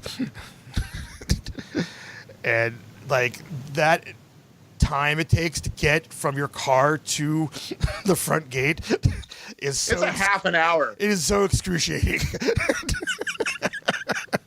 Because then you have to do it on the way back. Oh my God, what a waste of time. But and I informed Shannon while we were doing this. I was like, this is all unnecessary. This lagoon is man-made, you know. And she was like, what? She was so mad. Yes. She was so mad when she found out that the lagoon was man-made. She told me about it after she got home. So what did you get on over at Magic Kingdom? Well, clearly we were at the Haunted Mansion, right? What we were going to go there. We're going to do Mansion, and we're going to do TTA, and then we were going to try to squeeze in Pirates because that was her memories of. She basically grew up going to Walt Disney World twice a year with her family, and she has special memories of riding the Pirates over there. Clearly, if there's anything on the world that I'd want to skip in Magic Kingdom, it would be Pirates because of the inferior version. Yeah. But, you know, that's what she wanted to do. But we ended up not doing it because we went on Mansion, and afterwards we did TTA because that's, you know, we can't do that in Disneyland. Yeah. And other than that, I mean, I think we were waiting to do Pirates, and then we were looking at the timeline of things since the Everest thing completely pushed everything back. We were like, all presidents. Yeah, we definitely avoided that. And oh my Lord.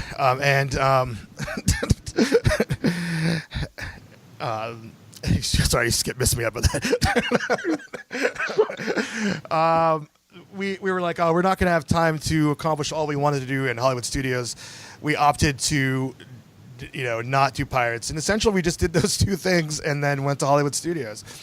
Okay, so we know what you did at Hollywood Studios, which you had to have done the Toy Story Land. Yeah, so, but at that point, our main concern, which we were really concerned about, was that we were starving because we hadn't really eaten anything. I feel like it took you more time to get from your car into the Magic Kingdom and from Magic Kingdom to your car than you spent in Magic Kingdom. Yeah. 100%. No, I wrote down the times there. We got in Magic Kingdom at 1, and we left at 2:20.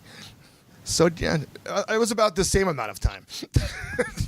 All right, we're gonna keep this going for like another 7 or 8 minutes. You know what? I'm just gonna go and put a ton of deodorant on and go into work without the shower because why not? Let's find out what happens, ladies and gentlemen. All right, there's not too much more left. So we were starving and we wanted to have a good meal, and I had never been to the Sci-Fi Dine-In Theater. Oh, this is awesome. And Shannon loved it, and obviously I would love it. So we're like, we're gonna go there. As soon as we get to Hollywood Studios, that's what we're doing first because we're starving. We haven't eaten. This is gonna be our big meal of the day. And so we got there, and you know, it was crazy long wait. Whatever. Actually, I don't know. They gave us a time that was a long period of time, but they got us in later. And another thing that we learned was that if you don't have reservations, you usually can't sit in a car. They have picnic tables in the back. But they were able to squeeze us into the last row of a car with other people. So we did get to have the car experience. Cool. And pretty much equivalent to the whole Diagon Alley wand time. My time there was like, I could just sit here all day. I actually had character dining there one time. Ooh, what characters were there? It was during when they used to do Star Wars days in the park. You'd meet Darth Vader on the way in, and then they would have like Jawas and other like Ewoks walking around, and they'd be showing Star Wars trailers. I've never seen Ewok characters in the parks. Yeah, because they used to have Star Wars. During Star Wars characters, I'll find the photos at some point. But that's awesome. Meet Chewbacca and Wicket. That's incredible. Neat. That's incredible.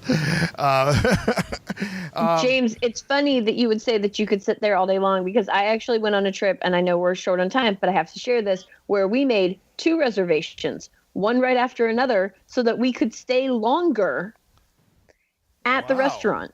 How does that work? You have 2 reservations. So when you were done and you paid the bill, then you were like, All right, we're going to start our next one and not get up? Or did you actually get up and seat yourself again? No. Basically, we explained when we got in that we had made a reservation for this time, and then we had a reservation for this time. So your server was not able to turn that table.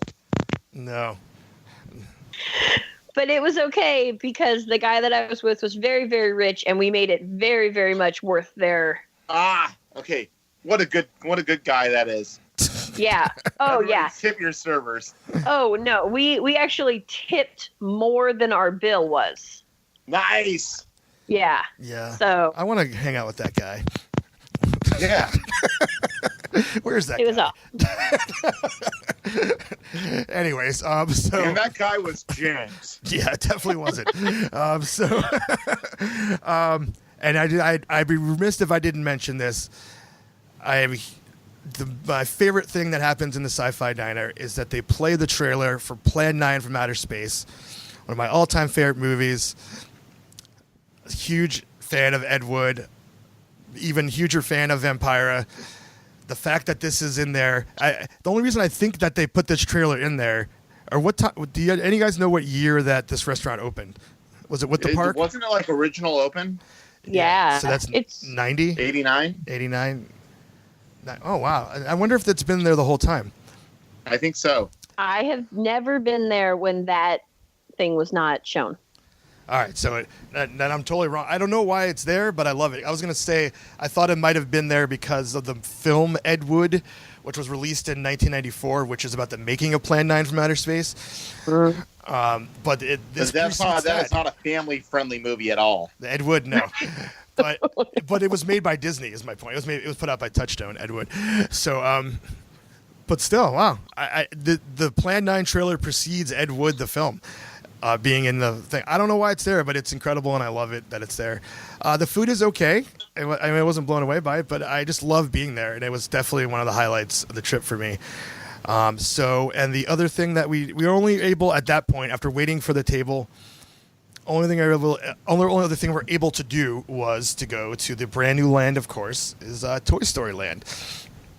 Okay, I've been there a few times now. What are your total thoughts on it? As a land, I think it's fun to stand in the middle of oversized toys. Sure. You can see good views of Star Wars. Yeah, they're building it. I think you said, maybe you've been on the last show, Grant, that you asked one of the cast members what's going on the other side of the fence. And they told you whatever they said. So I was like, I'm going to ask a cast member the same question. And I said, hey. And what do they say? I said, hey, what's happening on the other side of the fence there? And they said, oh, that's Andy's. They're building Andy's new Star Wars toy playset over there. Oh, so you got the same exact response I did. Yeah. That's awesome, though. Yeah. They didn't break it. That's obviously standard issue because they didn't break stride on that one. So did you go on a Slinky Dog Dash or alien spinning saucers? So the one ride that we did in Toy Story Land was, of course, Slinky Dog Dash, not the spinner ride. Better than you thought it would be, isn't it? Yeah, it is. It is actually more thrilling than I thought it was going to be. I kind of expected it to be Barnstormer and the equivalent of that for West Coast people, Chippendales. Gadgets Go Coaster. Gadgets Go Coaster. Yeah, that's what I thought it was going to be like, and it was actually way more thrilling than that. And it was 2 launches, which I was unaware of. In the middle of the ride, you launch again, and I thought it was fun. The queue is fun. It's the whole idea is that Andy made this toy track by combining Slinky Dog with a Hot Wheels race car set.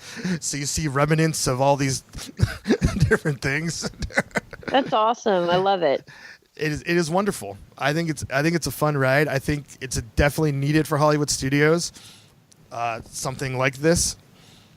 It's definitely as far as immersion goes, if I had to take this, I'll take this over the Honey, I Shrunk the Kids walkthrough, which, was definitely immersive, but, no real emotional connection to being to the franchise. So it's better than I thought it was going to be. The whole land, I thought it was going to be like just a nice kiddie land, and it was better than that. it is, but it is. It's not an amazing thing, you know. Is it worth traveling across country to do? No, but I don't think that's what its purpose was. Its purpose was, or is, to be a speed bump on the way to Star Wars Land. And I think it's definitely, Yeah. I definitely is going to be that, because it's right in front of one of the entrances. And when I don't know how crazy it's going to be there when it opens, but people are going to go to that park and not have much else to do. So I'm glad that they added something else. Well, they're going to give the Mickey and Minnie Runaway Railway. Yeah, that's coming soon. I don't know if they've officially announced it yet or not. But I heard it. I heard a rumor, and then I heard it confirmed. I don't know if it's confirmed. I don't know. Take it with a grain of salt. It's confirmed. But is it confirmed that it's coming to Disneyland too? Yeah, like from what I understand, is it's going into D23, and that they have the building that they're already taking stuff out of for it. Yeah. I'm just saying It's they one of the old costume they haven't announced it though. But I'm pretty sure it's confirmed. It's coming to Toontown. So Mickey and Minnie's Runaway Railway. So again, if you live in California, that ride won't be worth traveling across country for, because you're going to have it in your backyard. But Good. But again, we don't know what that ride's going to be. Sounds awesome, but who knows? My only real bummer thing that I didn't get to do on this crazy day was we just could not squeeze in Tower of Terror. So no Tower of Terror. Boo. Ooh. And that was Well, it. James, I've got to sign off right now, unfortunately. Grant's leaving. Well, Grant, you made it to the end. We'll wrap up for you on your behalf. All right, and I'll see you guys next month. Bye. Bye, All right. guys. Bye. So Grant's out of here. Grant's coming to town. Goodbye, Florida man. Goodbye, Florida man. Yeah, we left at 6 p.m., as my notes say, and got to the airport at 7. And I am exhausted listening to this trip report. let's backtrack this day as we conclude. Not the whole day, but I mean the timeline. We got to Animal Kingdom at 8 a.m. So we left our hotel at 7:30. So we got up at 6:30 East Coast time. I wish you could all just see me shaking my head at James. And so we got on our flight at 7. Our flight got into Los Angeles local time, and Roxy picked us up. So what was that time? Was it 11 or was it 11:30? Yeah, it was like 11 because I think I ran out of the house at 10:30. All right, so it was 11. And by the time we got off the plane and blah, blah, blah, whatever, and then Roxy picked us up graciously. I want to publicly thank you for your service. Oh, you're welcome. Took us to Sonic. We got a little bit of food. We got back home. Got a milkshake. It was yummy. Yep. Oh, you got the milkshake. Yep. We got back home, and by the time we were home and all settled, it was 1 a.m. So we had been up since 3:30 a.m. So the fact that we were even alive, I slept through most of the flight home. I'll say that. It wasn't a solid sleep, but I would say at least half of the trip I was asleep, if not. Well, gee, I wonder why. Yeah, so I did get a little bit of sleep, but yeah, by the time you saw us, we had been going since 3:30 a.m. West Coast time. Insane. So yeah, that was the trip. I mean, and that is what's funny about this trip is that it was only a few days, and I excluded talking about Spooky Empire and Halloween Horror Nights, which we just recorded a 2.5-hour episode about Halloween Horror Nights. Mm-hmm. And we could record a 2.5-hour about Spooky Empire. So it's like we jam-packed a lot of stuff into these days. It was insane. But like I said, that was my takeaway, especially that last time. I was like, this is a real bummer way to experience going to Walt Disney World. I mean, it's better than not going. I mean, it wasn't like I had a bad time, but it is better than not going. But nobody wants to be stressed out at Disney World, or Disney for that matter. And James, I hate to tell you this, but you are not a spring chicken anymore. No, that's the big thing of all this here.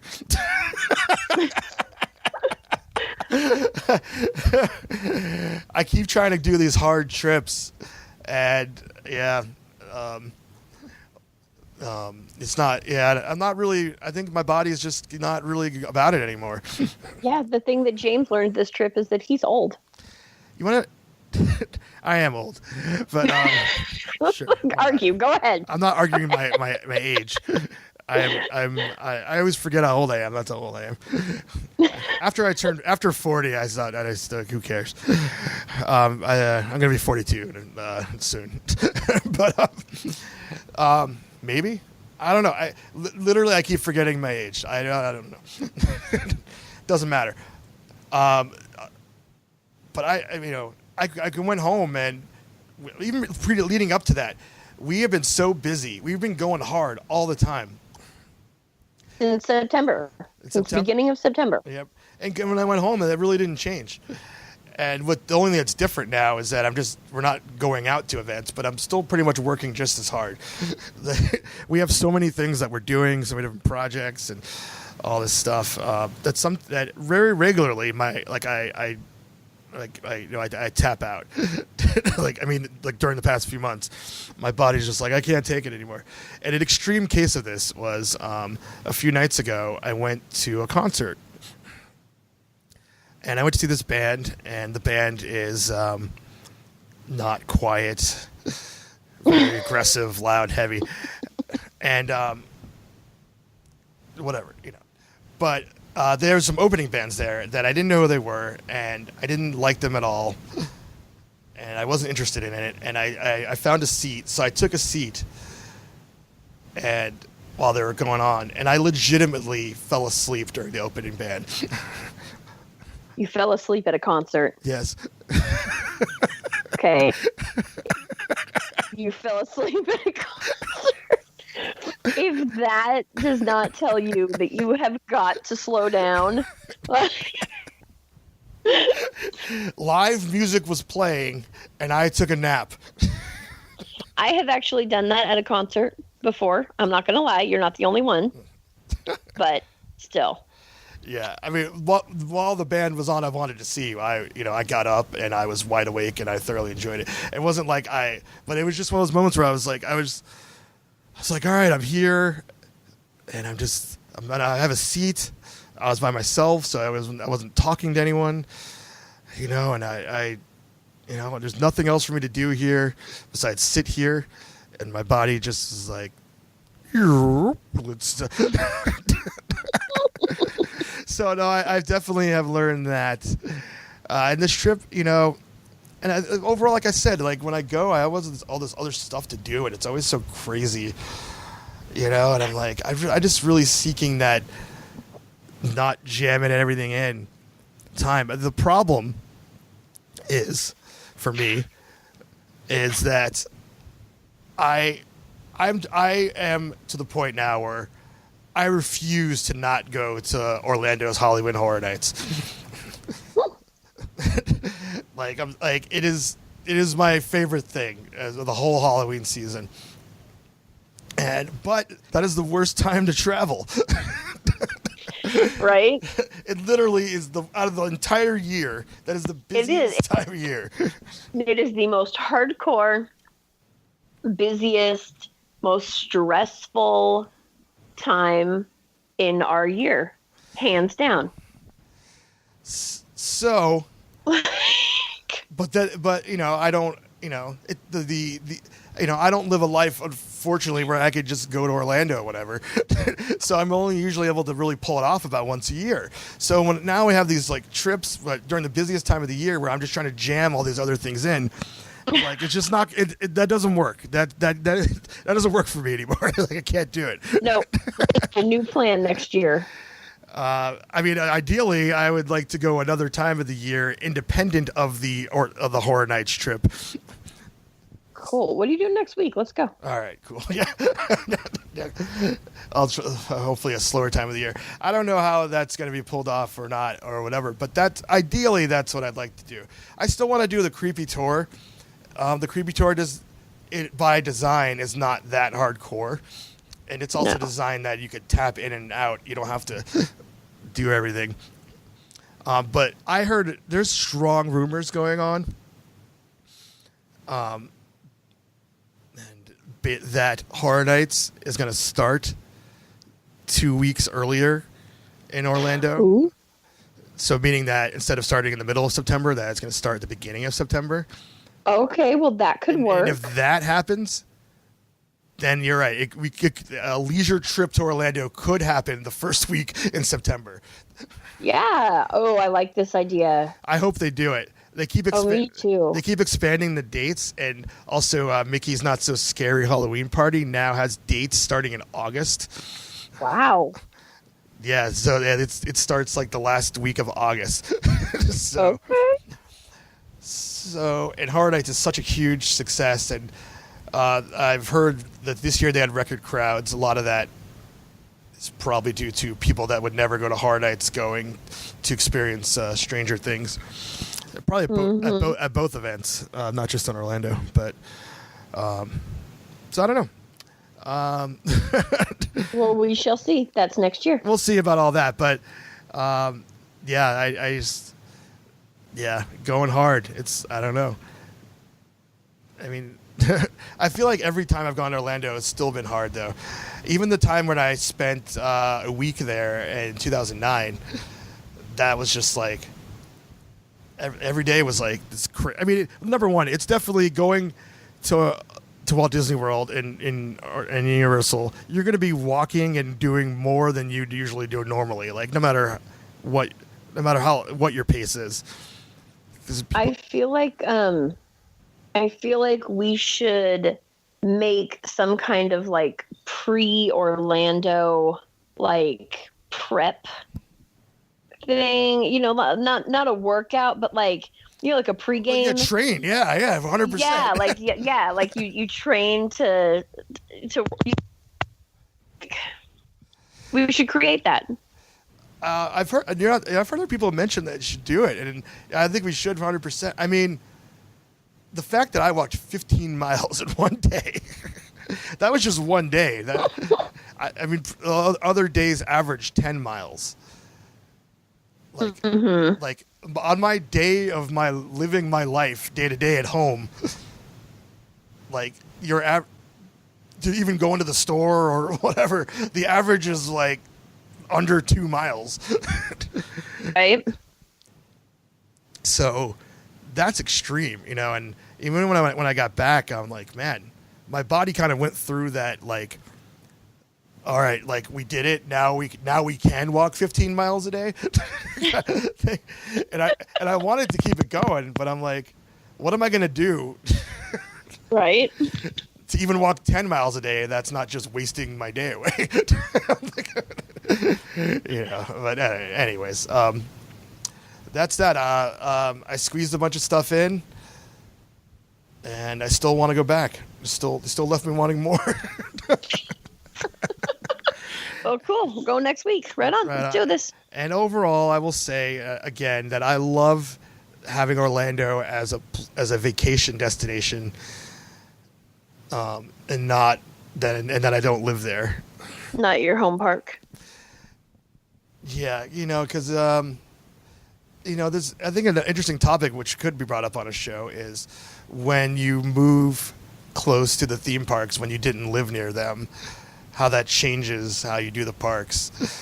Mm-hmm. Because it really does. And 100% it did. Yeah. And, I love obviously living near Disneyland and going to Universal Hollywood and all that jive. But there's that sense of urgency certainly isn't there. It is beyond gone. And like we recently moved to Southern California a few months ago, and even though I used to come down once a month to go to Disneyland, the way that I go to Disneyland now has changed so much. And I had forgotten about what happened when I moved to Orlando, and how that changed how I went to Disney World. And I really hadn't thought about it in a long time until we moved here. Right. Because, you lived in Orlando for, was it 6 months or a year? 8 months. 8 months, yeah, close. Yeah. Yeah, and I realized I don't want that feeling of I don't want that feeling in Orlando. Like, not, and the reason I bring this up is that, I lived in New Jersey prior. I grew up in Southern California, but I lived in New Jersey, up until a few years ago. And I was debating which park I wanted to live close to.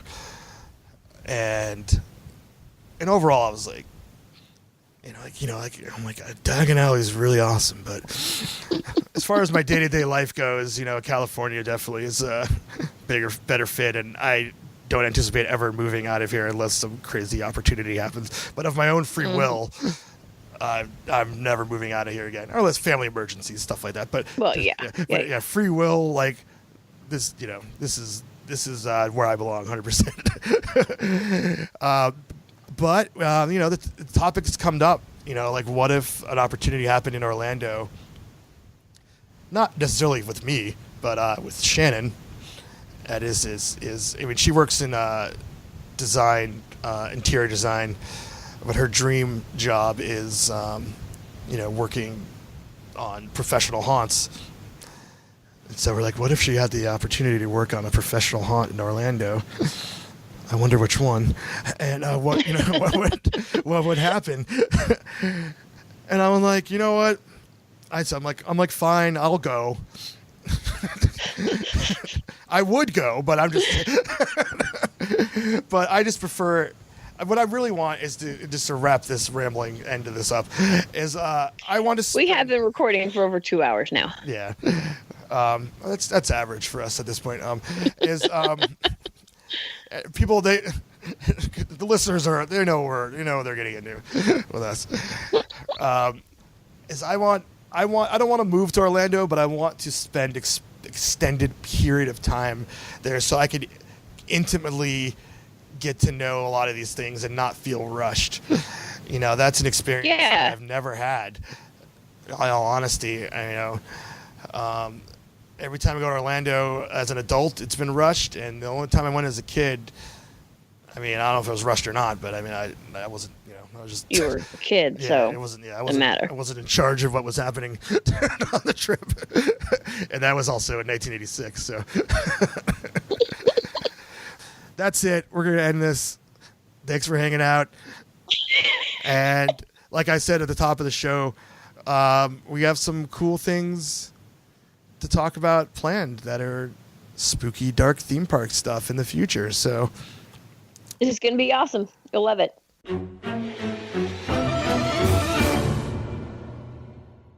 All right. Well, you made it to the end of another episode of the Dark Theme Park Show.